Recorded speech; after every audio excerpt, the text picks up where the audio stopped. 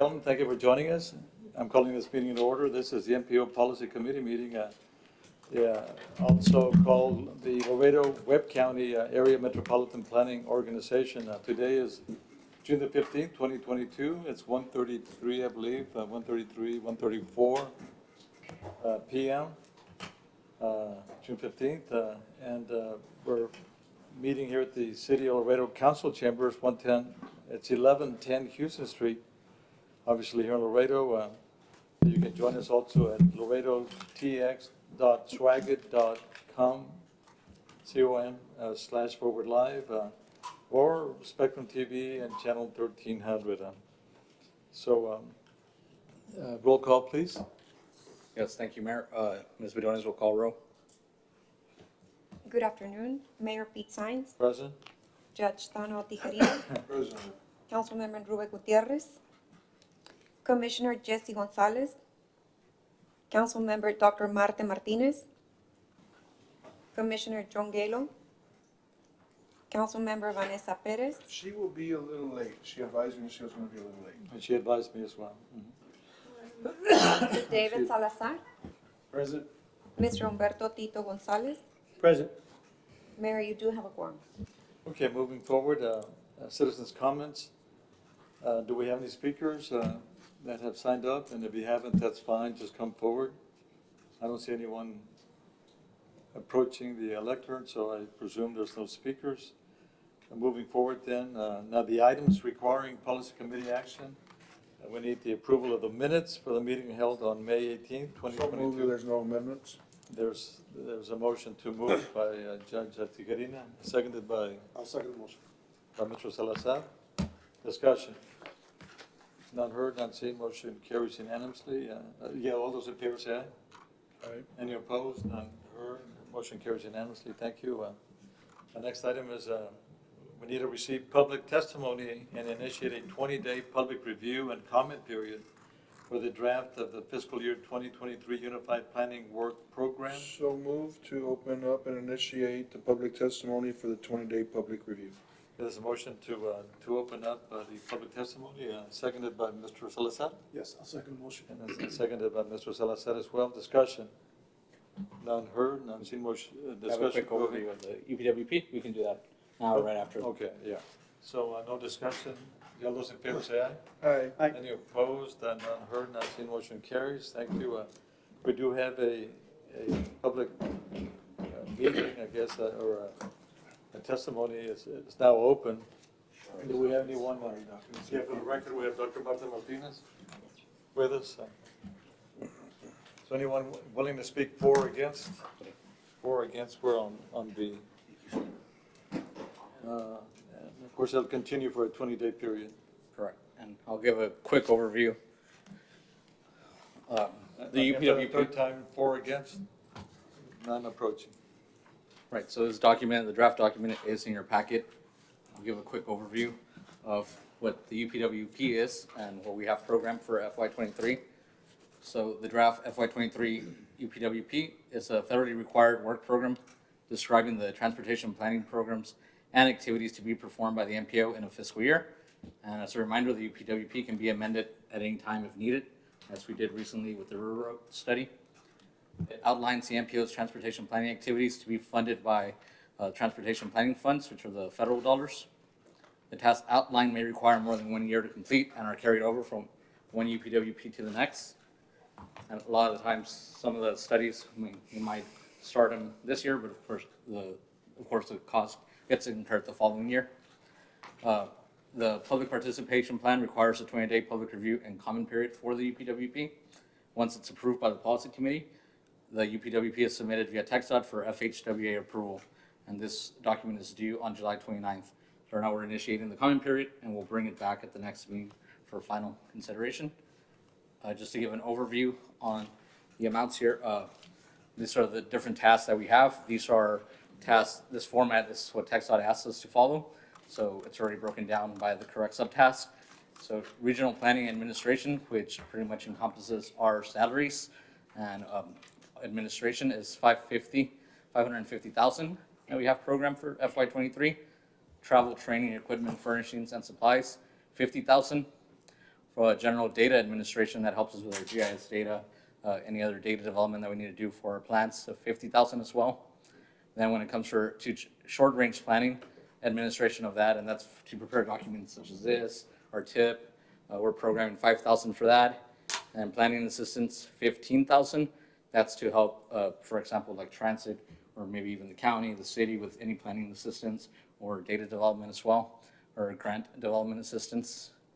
The MTP 2020-2045, we need to continue updating that and making amendments to it. So that's 25,000 that we have programmed. Preparing the 2025-2050 MTP. Right now for the next fiscal year, we've programmed 100,000. The long-range freight mobility plan, which we've already started doing some work on scoping that, that's 100,000. Something that was requested through the technical committee by the city planning department is a downtown railroad grade separation feasibility study. And there's conversations right now with the city about looking at that. If we need to tailor the scope to help meet the city's needs, we'll go ahead and do that. Right now, we're looking at the downtown area on the Kansas City Railroad, just to see what would be the most feasible to have a grade separation there with the least impact to the surrounding neighborhood. Right now, we're programming 75,000, but like I said, if we need to change that, we will, and we can amend that. Sidewalk gap analysis, that's 50,000. Some of that's being done in-house. And a bus rapid transit study. This is something that Transit had requested, I believe, sometime last year, and so we're still considering that. I know recently we just completed the comprehensive operational analysis, so this would be the next transit study.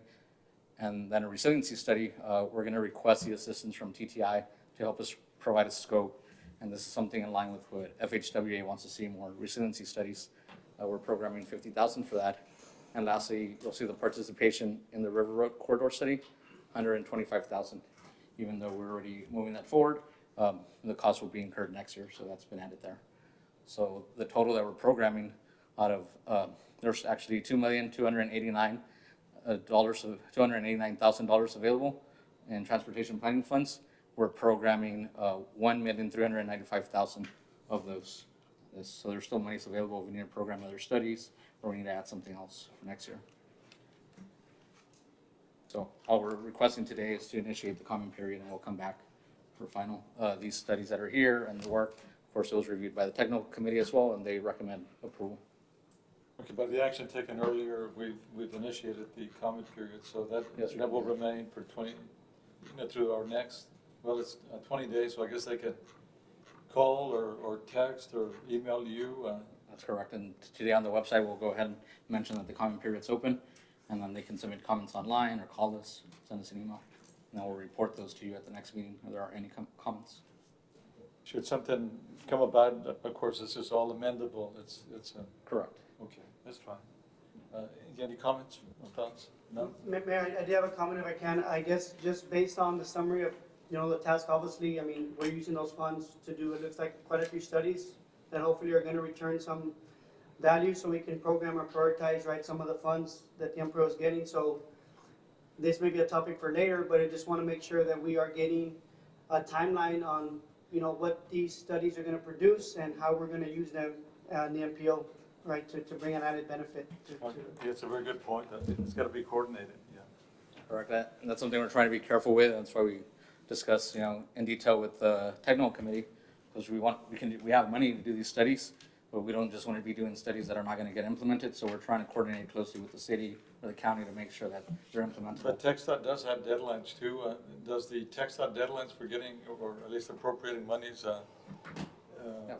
meet these objectives? For the projects and stuff like that, yes, but I would say, for example, like in that long-range plan, the MTP, the preparation, 2025-2050 MTP, we discussed in the document how we want to help TxDOT with a long-range strategic plan to look at the network. That's something that and Roberto had brought up at the technical committee.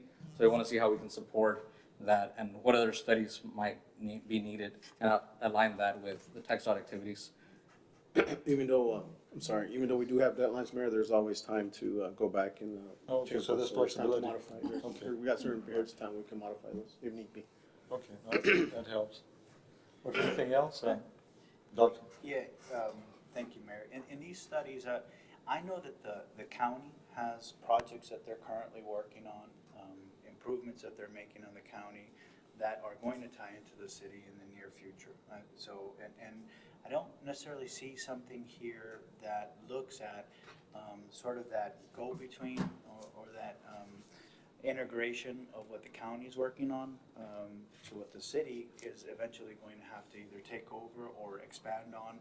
And so I'd like to see a little bit of that at this level, you know, in the planning stages, because I know that the county has a lot of road projects, county road projects that are going to tie into our major thoroughfares that are going to be, you know, routes for cattle, routes for all sorts of things that for us have to come through the city. And so I'd like to see a little bit of that in these types of planning stages as well.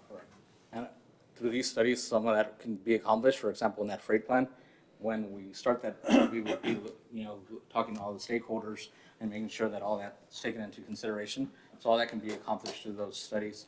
I know also like with the River Road Corridor study, that's part of it, that stakeholder engagement, where they'll talk to the county, TxDOT, city. Also in our day-to-day activities, like the long-range planning that we do with the MTP, that's where we're hoping to do a lot of that work and making sure that, you know, we're looking at all that.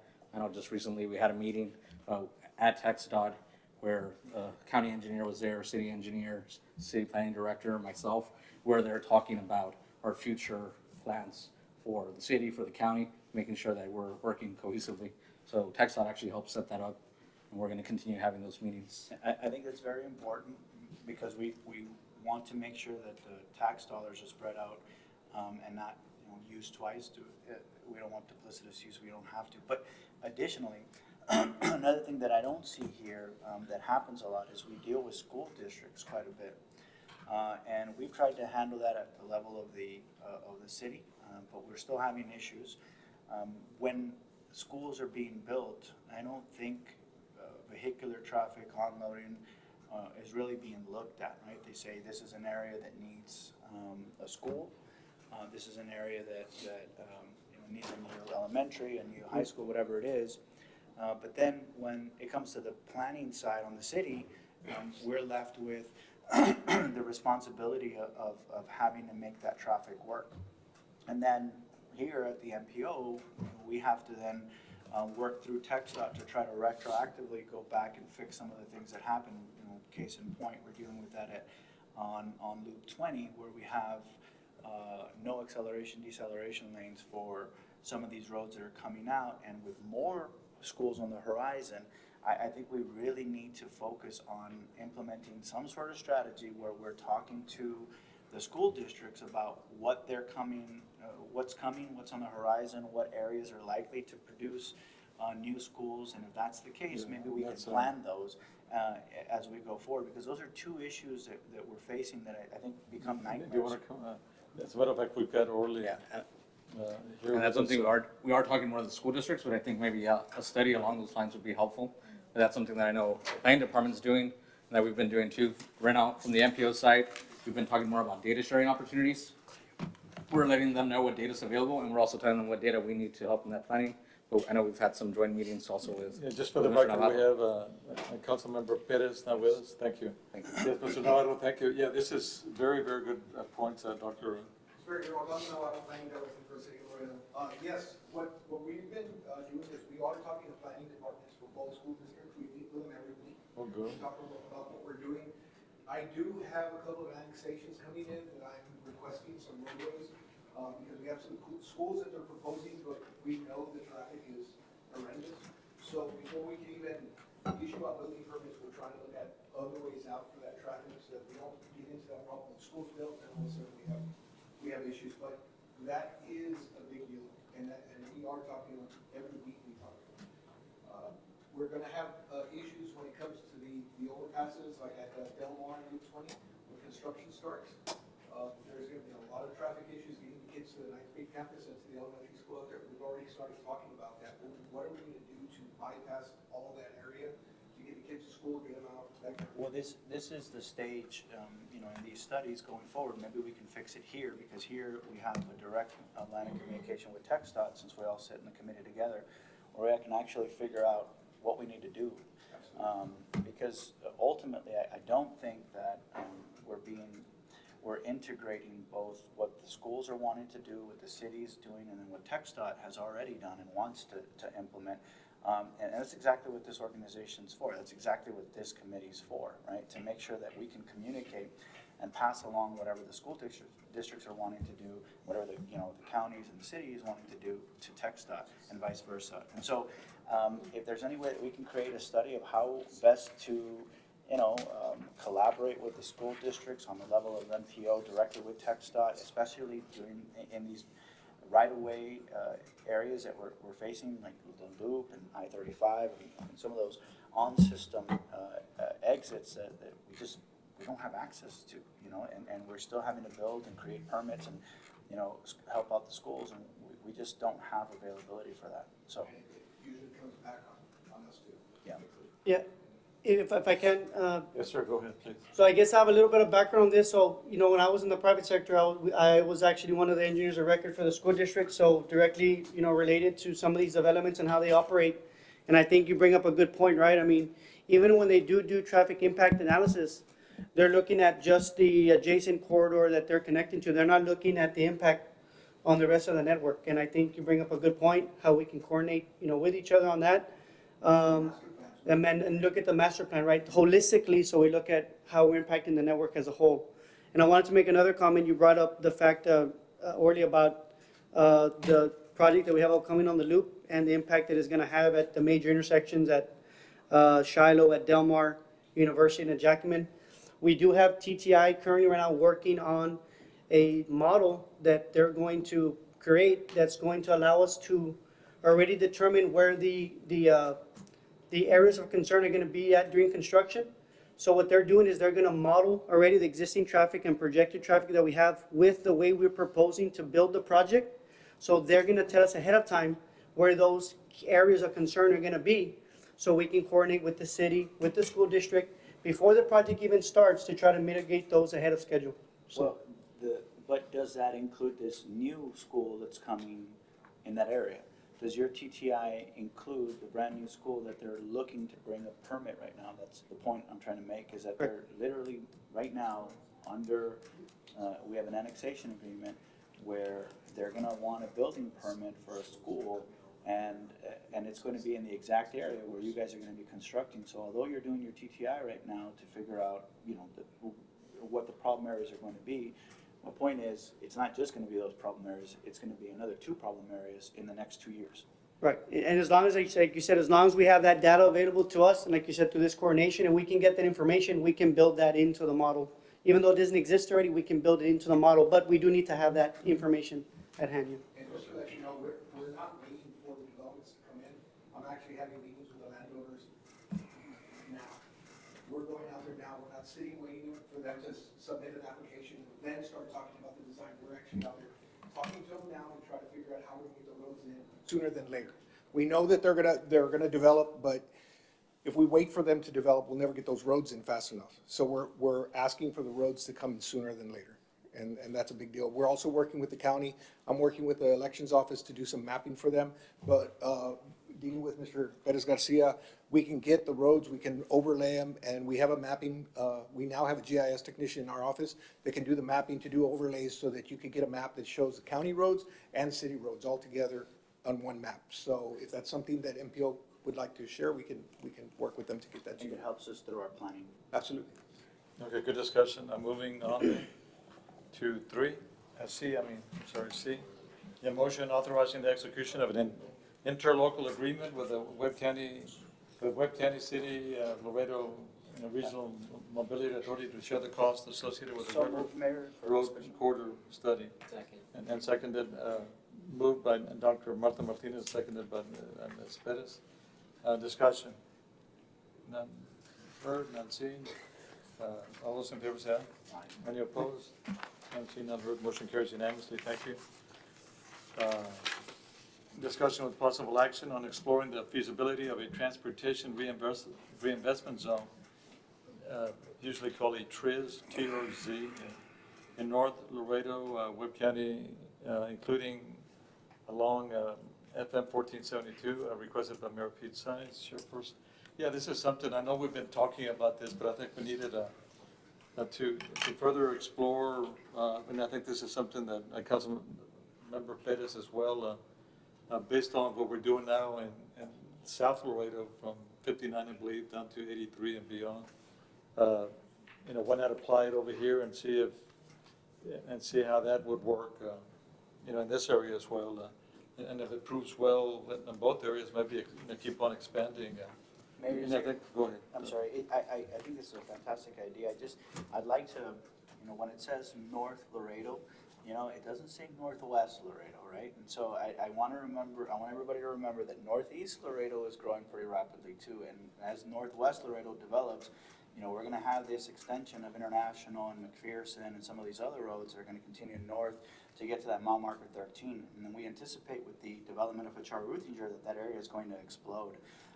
And so I just wanna, if it's possible, to kind of look at that north section to include both west and east of I-35, I think it would be. The way the item was worded was intentional to include all North Laredo. But I just want to make it very clear for the record that I think we need to look at both the west side and the east side, because I know that west side has developed dramatically because it's closest to the bridge, but I think when that fills up, east side's going to develop quickly. We need to plan that out now ahead of time so that we don't get into the same conundrum that we got into on the west side of I-35. So. Yeah, which we'll take. Anything else? And we have they're not necessary slides we're going to present, but the RMA did provide some slides that they had at their public workshop about what a TRC is, but I think everyone's pretty well versed on that.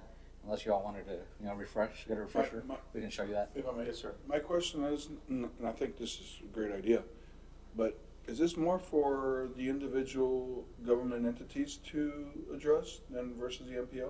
So I thought, Naturally. I thought it would be a good idea to have the discussion initiate here, but as I had mentioned to the mayor, I would think any request to actually do the study would need to come from the taxing entity, right, that wants to do that feasibility study and is considering to designate a TRC. Yeah.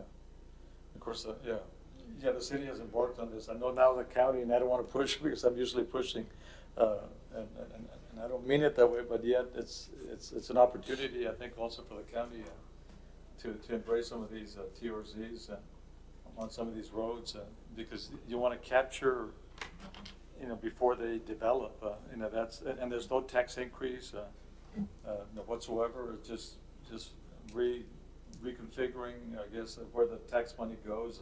And of course, it would go to that area for road or roads or whatever it's specified. So if I may. Yes. So this committee is, I guess, the best place where the county and the city can communicate regarding future projects. And the reason why I think this is important to talk about is because, we keep seeing some money that comes available from the state and from the federal level, but we need seed money to be able to implement, to match those grants that come available. And oftentimes we're left in, struggling to find the matching funds, or we're scrambling to find the matching funds because we're not planning. And that's the one thing that I think has been lacking in our region for quite some time, is our inability to think, 10 years, 15 years down the line. We start that process, and then new priorities come up through council members, and we don't have that strategic vision that continues on through different MPOs or different cities, and different city council members and different county commissioners. And I think if we can set something up that creates that piggy bank that we need, not a slush fund, an actual piggy bank that's going to be used for these types of projects, then when these monies come available, we're very quick to act. We have it available, and we know strategically what we're supposed to be doing based on the studies that are being done at this level. So I think this has to be handled at the level of the county and the city, but I think we need to have this discussion here, because we must be aligned in how we're to pursue the growth and the regional growth of our industry, and not just our industry, but our roads as well. And also too, and I'm glad that you mentioned that, this is where I think the RMA now has a definite role if they're willing, and I think they've stepped up to that, because yes sir, go ahead. We created this opportunity for someone like the RMA to actually do the studies, do the initial work, so we could have it ready and prepared for something bigger when the bigger monies come in. And this is where TechStop comes in then at some point. Thank So you. it's all synchronized. Yeah, go ahead, sir. Yes, sir, Mayor, members of the Policy Committee, Jed Brown, Chair of the RMA. I'm glad this item's back on the agenda. There was some discussion in the last meeting. It evolved from talking about the Cuatro Vientos TRZ to this TRZ.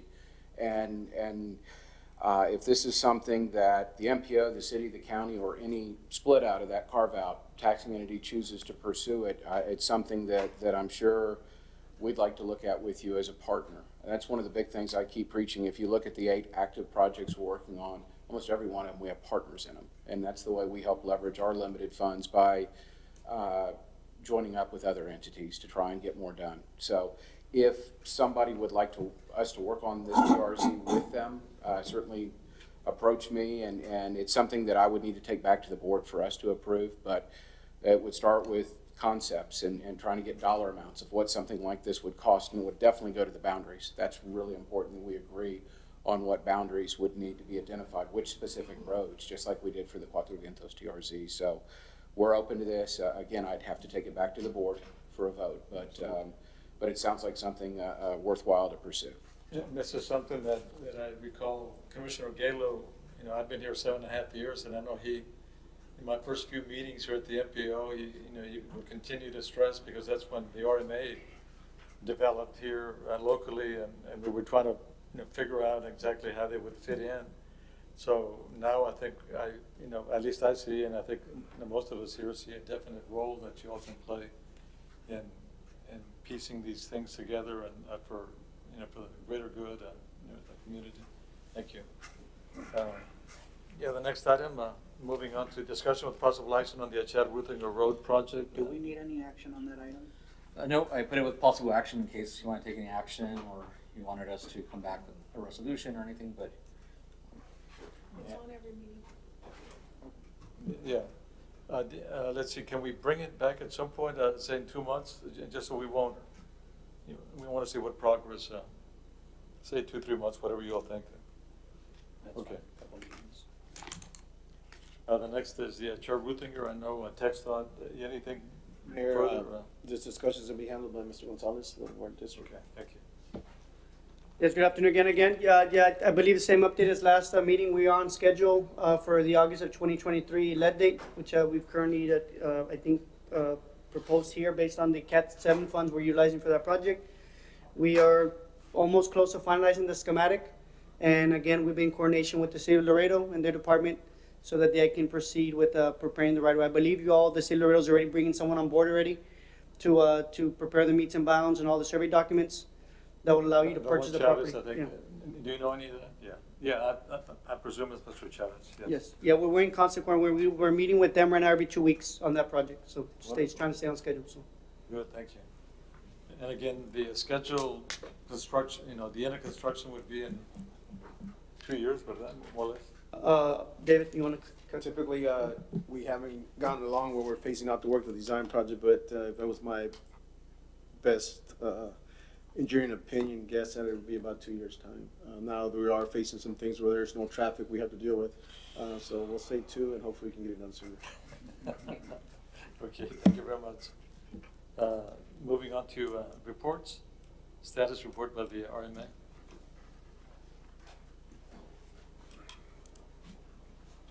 Good afternoon again, Jed Brown, Chair of the RMA. We provided a update on each of the active projects we're working on. We certainly can field questions on those. 2 that I would point out to Tito's point about one of the studies that was posted earlier. We've identified a 12-month period from the start. Since the item passed today, we can execute hopefully tomorrow the ILA, and then the clock's ticking. So we have 12 months to bring back a full report, hopefully that will be implemented in some fashion for the River Road area of the Mines Road. The other one I saw yesterday, or I guess today, that Congressman Cuellar brought $1.5 million to Springfield. Did I see that correctly? Yes. All right, he's part of the team that brought it. However, it came in. Is that really coming? But that's exciting news. I wanted to say that was exciting news.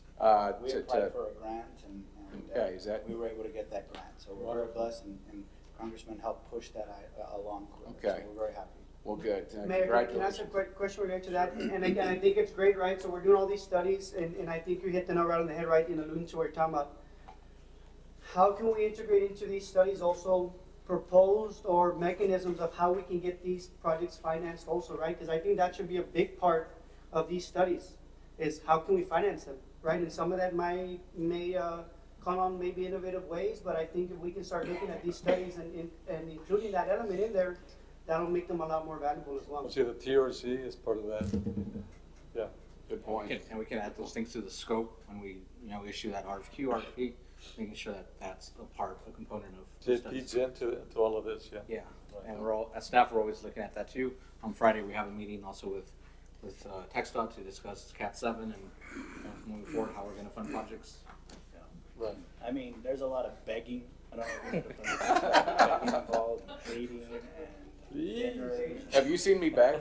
I mean, I can do it. I was looking for- I'm not Catholic, but if I have to, I'll get down on my knees and crawl up there. I was Watch looking my for wife do that. something a little more innovative, maybe than that. Like the old fashioned way it works. Flattery, stuff like that. The third item, which is a grant, and we're gathering information, there is a possibility of a grant that Melissa had brought to us, the RMA, the Safe Streets and Roads for All grant that apparently is being kicked around amongst Texas. Juan's very familiar with it. I think he's had other entities approach him on behalf of the MPO. The way this grant appears to work is if you can create partners, you go from about $1 million to $5 million of available funds. So it goes back to my discussion earlier of partnerships. If somehow the RMA could partner with the MPO or the city or the county to attract a larger grant, we'd certainly look at that to create that partnership arrangement. If the MPO finds a better partner that they want to take to the dance than us for this particular grant, if y'all pursue it, we respect that. But we're here to work with any partners to try and bring some money to our community to help build safer roads and streets. So that was the third item. So if there's any Can we questions. partner up with them? Yes, we could partner up. This is actually a grant that the MPOs are eligible for. A lot of times MPOs are not eligible, but a component of that is that you need to have a safety action plan. So you can apply for funds to do that safety action plan. So that would be the first step. And then in future years, you could apply then for the projects that are identified in that action plan. So that's, we actually haven't. How do we start that action plan, or did you already start the action plan? We haven't started, but you need to create it, and this grant would help you pay for that action plan. So the grant's due in September. So for this year, we would need to get the funding for that action plan, and then next year we'd be able to apply for the implementation portion of it. And we are meeting with the RMA tomorrow to discuss, potentially partnering up on this specific grant. I have a question about that. Yes, ma'am. The safety grant, so you're looking at the safety factor in terms of congestion, or I'm assuming that's what it's about? It's looking at a lot of things, but that would be one of them. From what I've read from the notice of funding opportunity is that they want to make sure that you're looking at the entire jurisdiction and you're looking at dangerous intersections, but also at safety for pedestrians, bicyclists, motorists, right? So looking at all that and then identifying strategies of how you're going to solve those issues. And then once those projects are in your action plan, those can be funded through future monies from this program. So are you working on that, or do you need action from us to work on that, or? No, I mean, that's something that we could start. I think if we get money to do that, then the funding would pay for that action plan, and then we can bring that back to you all to authorize us to execute that grant or to submit that grant and start that action plan. So it would probably be hiring a consultant, and that's what the funding would probably be used for.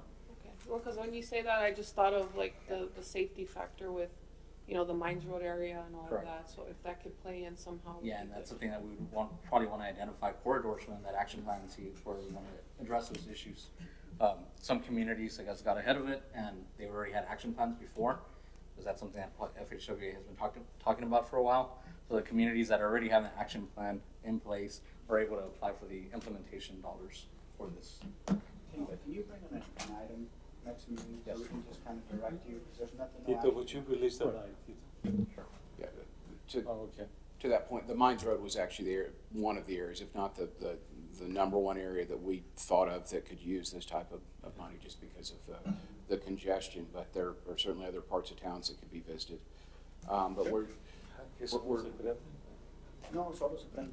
Oh, okay. They So- can all be so on at the anyone same can- time. are they, Everybody by can the way, I talk. had somebody text me saying they couldn't hear me, but I see the red light on, so, hopefully, whoever's watching virtually is hearing us. Okay, no, Yeah. for some reason I We'll- thought. we'll bring we had an a item release next for month. someone else to speak. And my final point on this is we're still gathering information to come back. If you have an item, we'll accumulate more information to present, certainly visiting with Juan, to bring back. And if the MPO wants to work with us, great. If y'all go a different direction, we understand. We just, we want to continue to be the tool or the mechanism to help where we can. So we see our role, to your point earlier. Wonderful, Thank thank y'all. you. Yeah, thank you, Mr. Brown. Director's comments? Yes, thank you. There's the report in your packet. The first thing, again, talking about funding and grant opportunities, we are looking into upcoming grant opportunities, especially those that are related to the bipartisan infrastructure law, one of those being the Safe Streets for All grant. And we're hoping to collaborate with our partners in our grant development efforts. And we're discussing this grant with different entities, one of them being RMA. And we've had a meeting with the board chairman of the Downtown Church, Mr. Ceballos, we met with him too. And we've also had initial conversations with the city's economic development department just to see if they were looking into applying for this grant. But definitely we would welcome, any other partners as well on this. We're also working on updating the transportation alternative set-aside project guidelines in preparation to issue a call for projects as part of the competitive process required to select and fund projects. These set-aside funds can be used for projects such as pedestrian and bicycle facilities, recreational trails, and safe routes to school. And on May 25th, the Active Transportation Committee met and discussed potential evaluation criteria to be used in these in the TA set-aside call for projects. So we're developing as staff some guidelines, and we're going to come back to the Active Transportation Committee to refine those, and then bring them to the technical and policy committees. And then just the upcoming meetings, we have our Active Transportation Committee at the end of the month, June 29th, Technical Committee, July 12th, and the Policy Committee on July 20th. I know there was a question about the remaining meetings for the year. They're regularly held on the third Wednesday.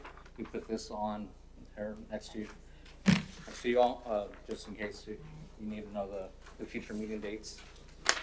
They're usually the third Wednesday of the month unless we change that through policy action. Okay, so our next meeting is July 20th. Yes, that's correct. Yeah, do we have any other comments or Motion to any other adjourn. business? Yeah, there's a Second. motion to adjourn. There's a second by Judge Tijerina. Any discussion? Not heard. All those in favor say aye. Any opposed? None heard, not seen. Motion carries. This meeting is